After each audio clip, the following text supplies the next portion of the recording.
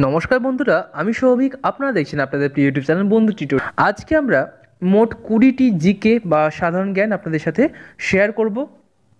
প্রত্যেকটি প্রশ্নোত্তরই ভীষণভাবে গুরুত্বপূর্ণ পরীক্ষার জন্য, তাই অবশ্যই শেষ পর্যন্ত ভিডিওটি দেখবেন এবং যদি ভিডিওটি ভালো লাগে অবশ্যই একটি লাইক দেবেন। তো চলুন দেখা যাক আজকের স্পেশাল 20টি জিকে বা সাধারণ জ্ঞান প্রশ্নোত্তর। তো আজকের স্পেশাল জিকের মধ্যে প্রথম যে জিকে কোশ্চেনটি সেটি হচ্ছে, ইয়াল্টা সম্মেলন কবে অনুষ্ঠিত হয়েছিল? ইয়াল্টা সম্মেলন কবে অনুষ্ঠিত হয়েছিল?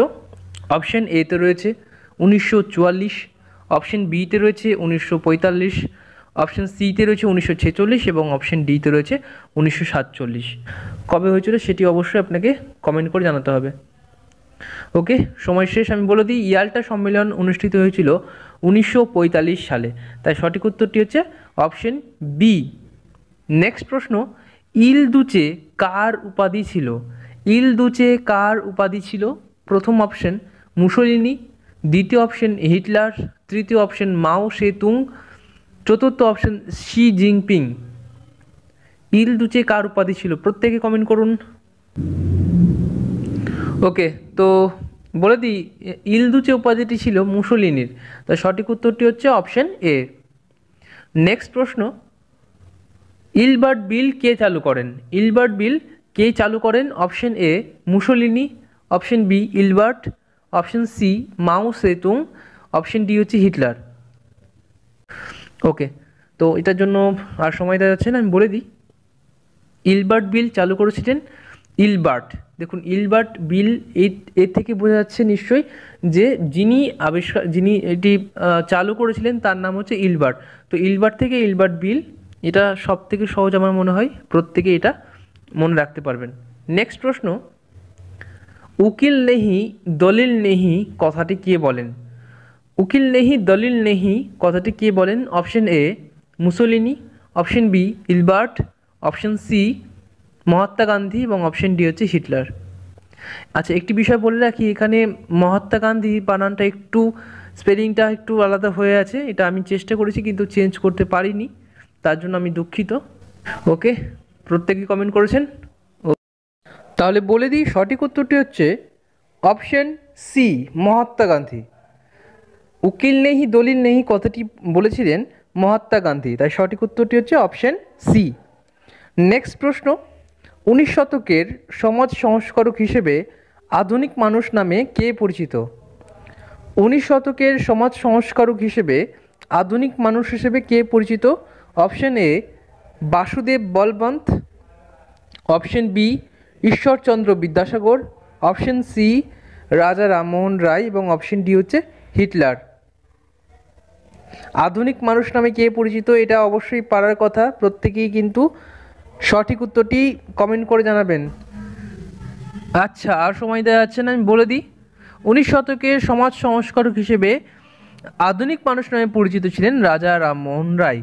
আচ্ছা, আমি এই প্রসঙ্গে একটা বিষয় আপনাদের বলে রাখি, আপনাদের এর আগেও আমি একটা প্রশ্ন করেছিলাম, রাজা রামমোহন রায়ের রাজা উপাধিটি কে দিয়েছিলেন, তাই তো?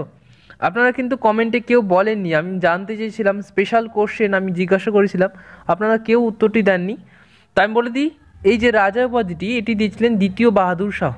তো এটি অবশ্যই কিন্তু মনে রাখবেন, পরীক্ষা কিন্তু আসতেও পারে।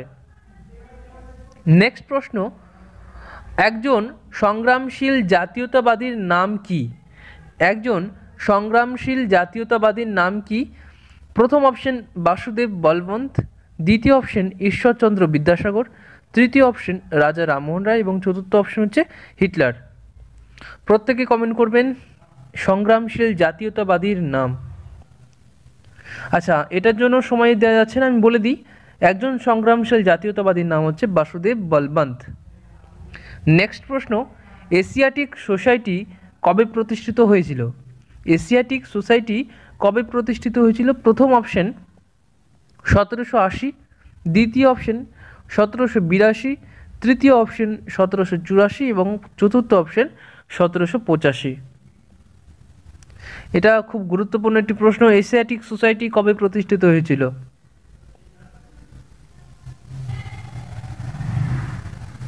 আচ্ছা, আমি বলে দিই, এশিয়াটিক সোসাইটি প্রতিষ্ঠিত হয়েছিল 1784 সালে।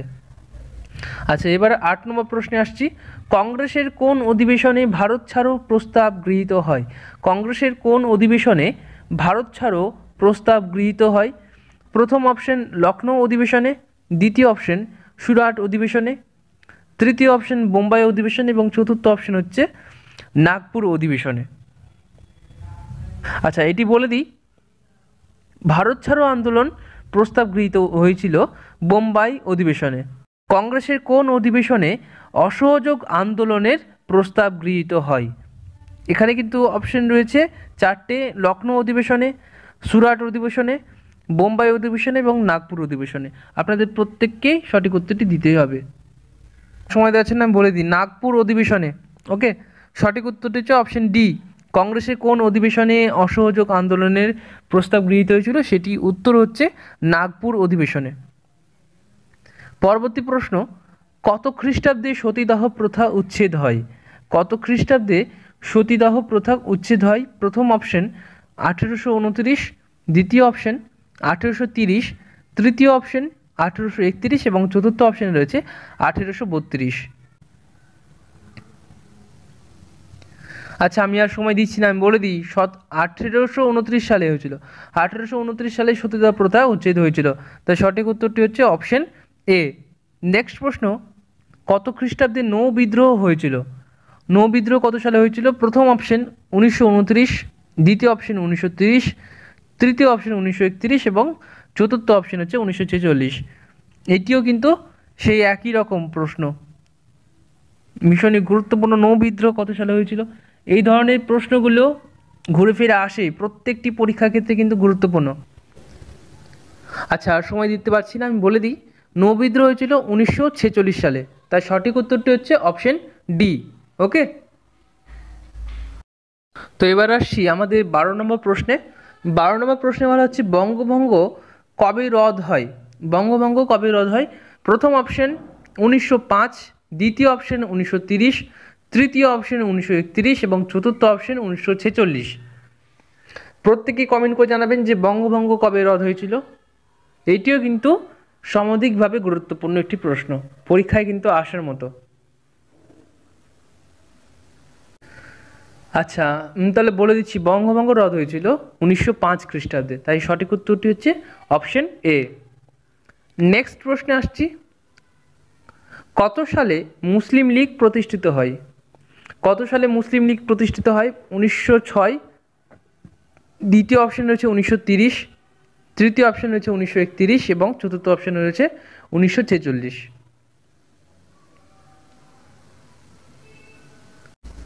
আচ্ছা, সময় দেওয়া যাচ্ছে না, আমি বলে দিই, মুসলিম লীগ প্রতিষ্ঠিত হয়েছিল 1906 সালে।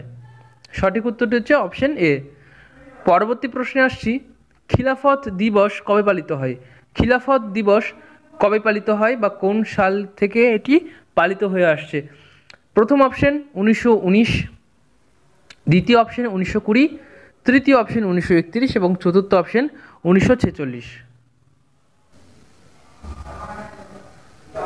আচ্ছা, সময় শেষ, আমি বলে দিই, সঠিক উত্তরটা হচ্ছে অপশন এ, 1919 খ্রিস্টাব্দে।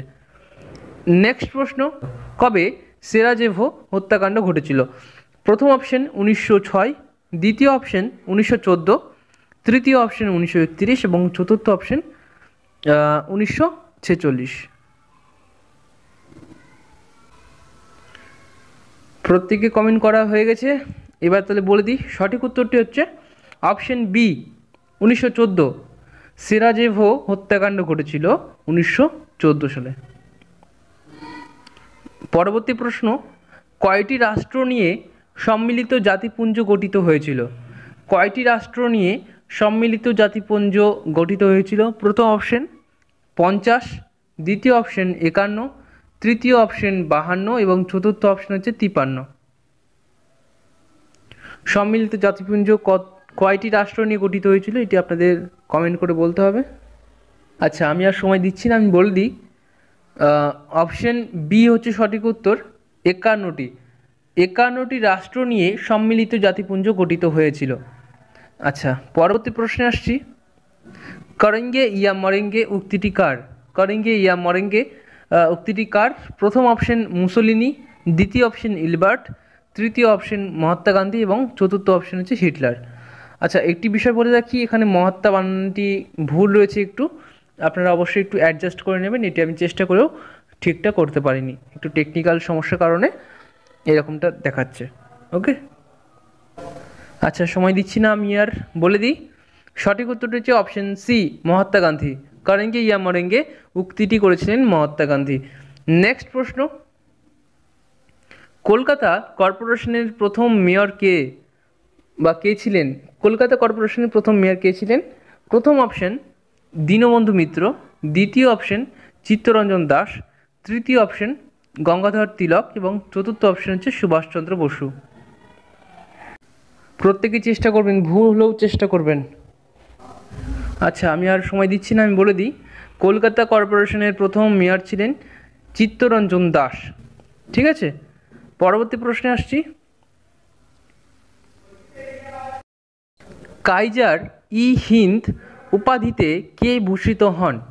কাইজার ই হিন্দ উপাধিতে কে ভূষিত হন?